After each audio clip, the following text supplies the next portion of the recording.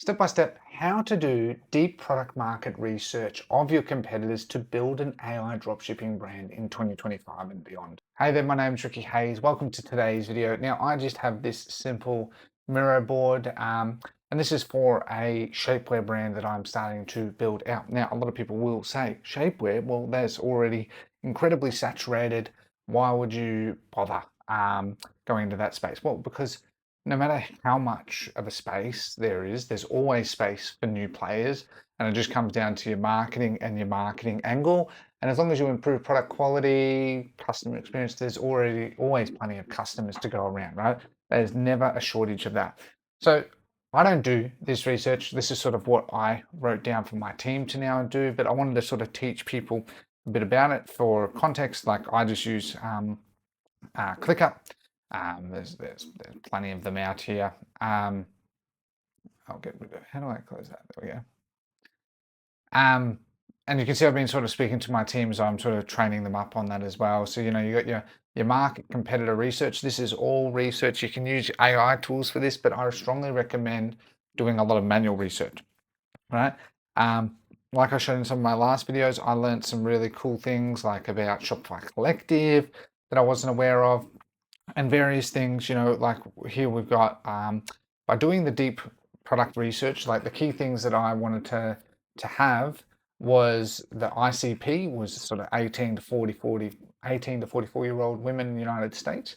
And then sort of did the approach of, looking at Skims, there's Honeylove, there's Spanx, there's Shapermint, there's Yumi, and you can use various product research tools for this, but you type into tools, things like Shapemint, and you'll just find the shapewear, pardon me, and you'll just find brands like No Tomorrow, right? So here we go. Yana is known for waist trainers and Hydra style bodysuits. So we put that in.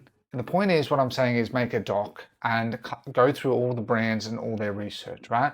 You then want to add, personally, I recommend at least 10 SKUs.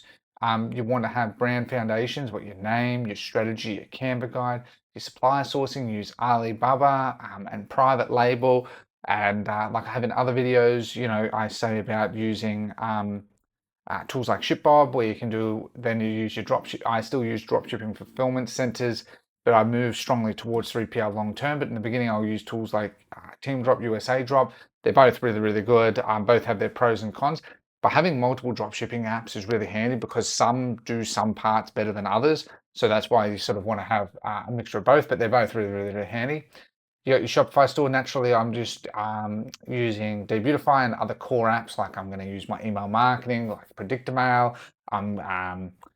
What other apps do I use? I would use my review app, but I think the UI needs improving. We're revamping it, so I'm using tools like Judge Me, your product pages, landing pages, your creative system using tools like CapCut, ArcAds, Canva, AdCreative.ai, your advertising.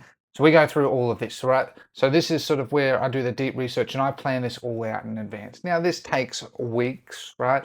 I don't build out my brand in like 5 minutes. I do a lot of deep research and planning. Once you go through these essentially 14 steps, and just copy this if you want as well. Like that's why I put it in a Miro board, which I'll share with you so you can use that. But the key part is mainly the deep research, right? The easiest way to do deep research is simply just to type in the name of the product you're looking at, and start looking at brands, documenting them, everything you sort of observe, and get keywords you find from their brand, from their titles, and use, you can use Perplexity, you can use ChatGPT to understand more about it. It is a really important thing to actually understand the very small words, very niche words about that brand, because that makes a massive, massive difference when you're especially going into a saturated market, right? It's because we're doing deep market research in a saturated industry, so that we can make something of it. Because if you just sell anything and think that you can just go on a product research tool, find a product, market it, and it's just going to work, it never really does. And that's why all the normal dropshipping brands, they all get their sales to go up. Like I've said this in many videos, their sales go up, and then once it gets to about here, that's where there's competition. And because they have no LTV, I might use my tablet in the future, but I'm trying to use my computer as a bit of a test here. Um, oh, why am I struggling? I'm still getting the hang of this tool. That's how you move. Because they have no LTV, as a result, their brand dies, right? So the key metric that you always want to focus on here is LTV. Now, how do you get LTV? Right? This is where deep research has to start from, and doing these planning is really, really important, because if you want to have a brand that, regardless of when there's competition, you're up here, you go sort of like this while your competitors go down, LTV is the answer, right? Building a brand is the answer. It's as simple as that. So many people forget about that because they're just focused on this, which is grow, grow, grow, grow, right? And that's true, and I love that too. But you will always find at this key moment, you will fail, right? You will fail, and that's why so many dropshippers and that, see it with a lot of my clients too. They build store after store after store after store. And that's fine. It's a legitimate strategy. But each of them would be like this if you focused on LTV and started to do deep product research. So just look at your competitors. They've already established, as I said, in this space, Skims, I think the founder is Kim Kardashian, or at least she's the main ambassador with a good amount of ownership of the company. Anyway, and then you can build all of these dropshipping brands. Build them all, but focus on LTV and doing deep research, right? And as I said, you can use tools like Google Docs. I just use ClickUp. That's just my preference because I use that for project management. And then you just want to plan this out, copy and paste this, and you can do this for every brand. And then you want to, as you start getting your brand underway, reinvest it, one, into the brand, as well as two, into the team. I don't enjoy spending forever doing all this stuff. Yes, you can use AI tools and that to help you do this deep research. But one of the key parts of doing deep research is the feel, okay? So one of the key things that I always say to people is the feel, okay? Now, that's something, feel? I think don't know why my spelling's really I'm just being all over the shop. Anyway, is the feel, right? And that's something that you just can't replicate when you just, hey, look at an ad, hey, let's use CapCut, and let's stitch some TikTok creatives together, and then use CapCut web-based version and make an ad, and away it goes, right? That is surface level feel. This is, you want a deep, deep, deep feel of what that customer is, right? And that's what I've always said in like my channel, the key to building a brand really comes down to passion. But as dropshippers and stuff, like my passion lies in growing companies. I don't know everything about shapewear, but I've learnt a lot about it, and that there's a huge industry. That's why I'm building my shapewear, dog beds, and activewear at the moment, and I'm going to be building more.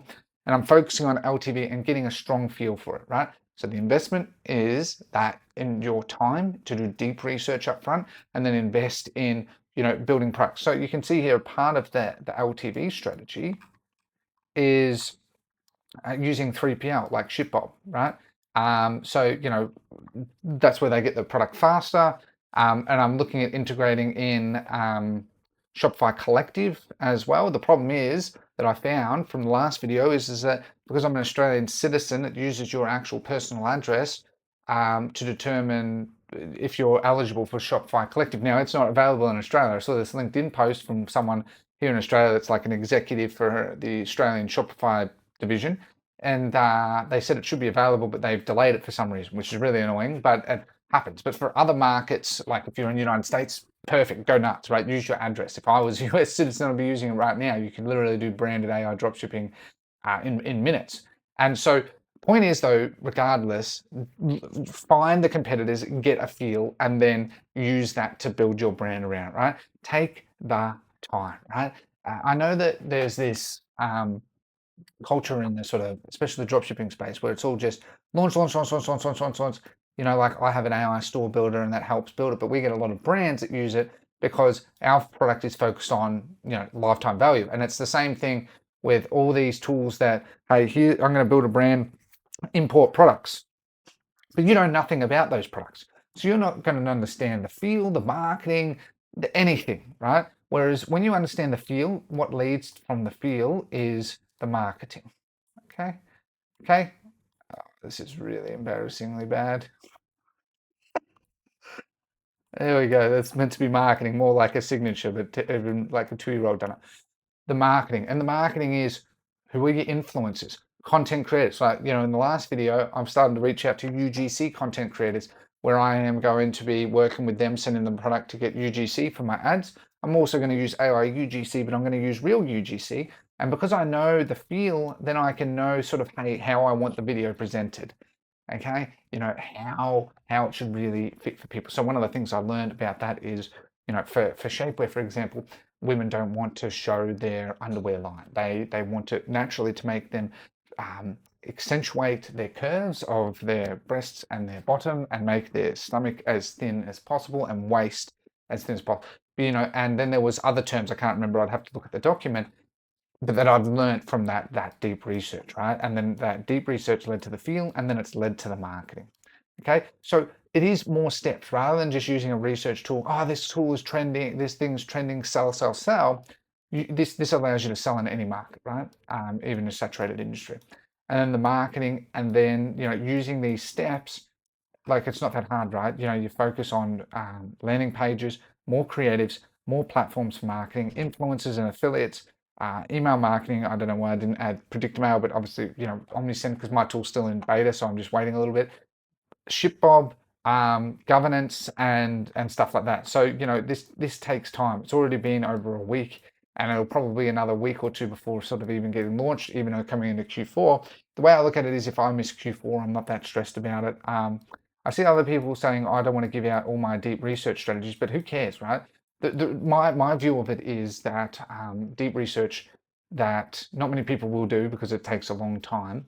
And so that will give you a distinct advantage, because if you know the feel and then the marketing, that's what allows people to build D2C brands, right?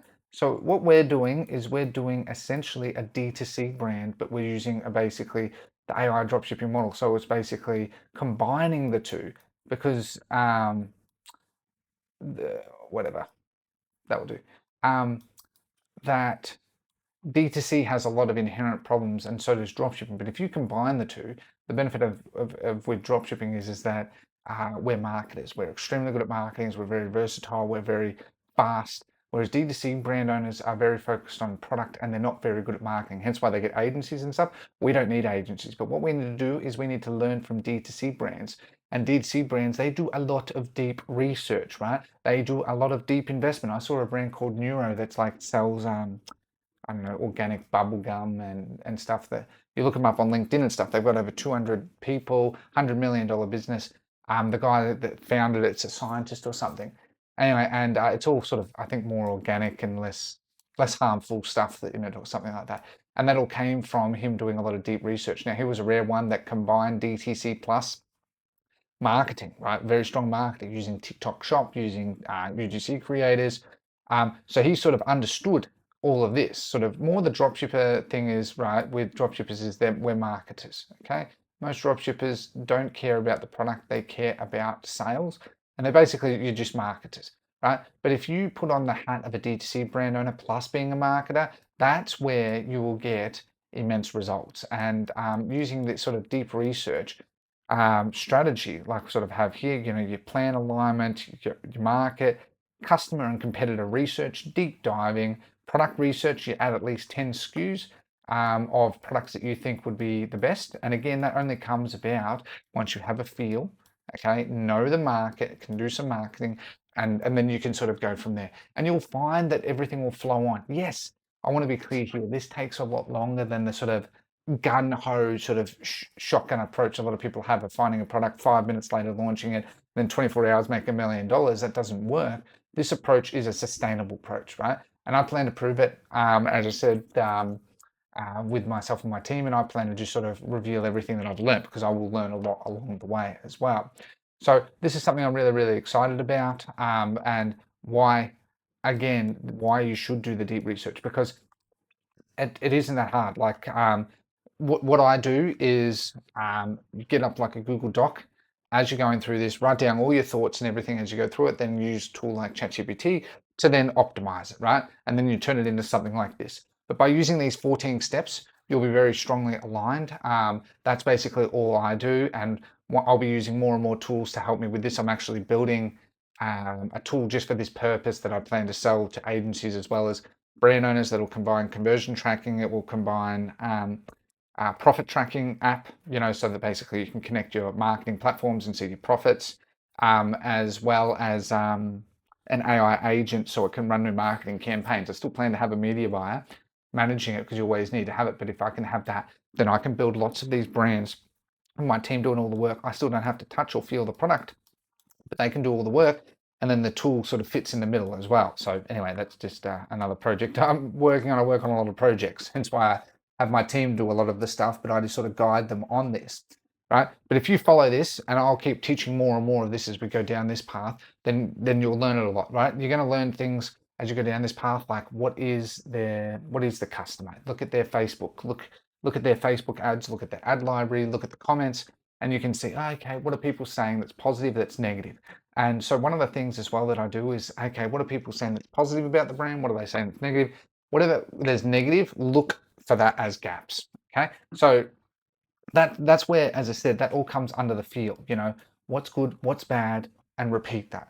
Document that. And then as you go out to people on Alibaba, I have videos on how to reach out to Alibaba suppliers to find good suppliers.